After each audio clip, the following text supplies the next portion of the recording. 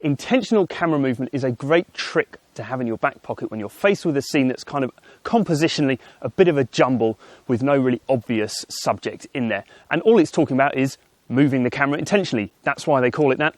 And what we're looking to do is shoot longer exposures with an intentional movement of the phone during them to produce something that's a bit abstract.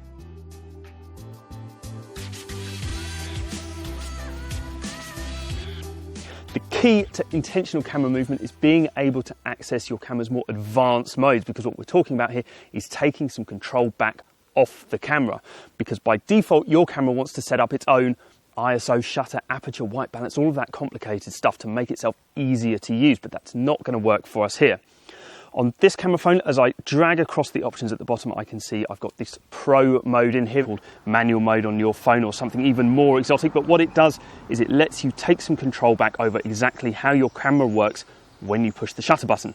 The key to intentional camera movement is long, draggy shutters. So as I press the S for shutter here, I can change my shutter speed from very quick, an 8,000th of a second for something that's really zipping around the place, or I can slow it all the way down. And for intentional camera movement, I think I want to be at roughly a 20th or thereabouts of a second. And as you can see here, the frame is now overexposed because the camera's still doing auto ISO. ISO is how sensitive the camera is to light, and the higher the sensitivity, the more overexposed your frame is going to be. So I'm going to choose ISO here, take control of it and drag it all the way back, probably ISO 100 there, and it pulls the exposure back.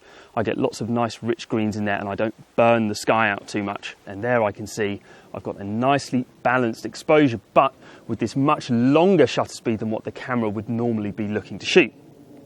Technique-wise, this is really simple. Once you have that long shutter speed set, I'm going to hit the button to take a picture, and I'm going to drag the camera vertically up and down as I shoot. What I'm trying to get is a nice kind of bit of vertical striping through my frame. I think that's going to look really cool. Particularly these greens are so vibrant, it's going to look really nice. Trial and error is absolutely everything when it comes to intentional camera movement. You want to shoot absolutely loads. The more you shoot, the greater the chance that there'll be this really happy looking accident in there, and you can tell people that it was completely intentional, which is obviously what I'm going to be doing. So I'm going to shoot a whole bunch of frames with lots of movement, little movements, big draggy pans through the frame. Something in there is going to look really cool, so I'm going to shoot a couple and see which one I like best. Now, I'm a fan of a tortured analogy as much as anybody else, so I can tell you that with these intentional camera movement photographs, I'm looking for the perfect amount of blurriness, not too much and not too little. This frame here, I think, is a classic example of an intentional camera movement attempt that doesn't have enough movement in there. It's not really distinct enough, it's not abstract enough. It sort of looks a bit to me like the kind of frame you might take if you were just starting to experiment with shutter speeds.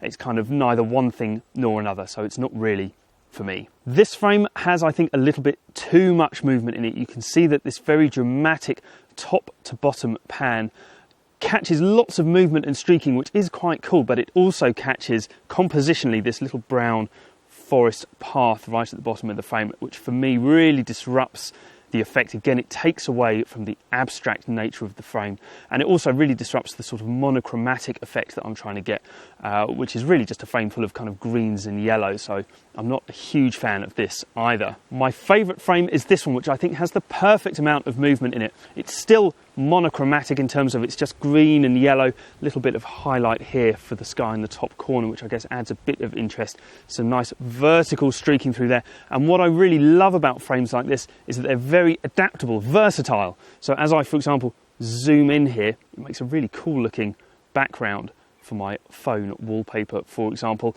These are also going to print really nicely because I'm not at the mercy of high ISOs, which produce noisy pictures. There's also no focal point, so sharpness doesn't really matter. It really is just a case of shooting as much as you can, picking out your favourite, and then from there you'll be able to do pretty much anything with it.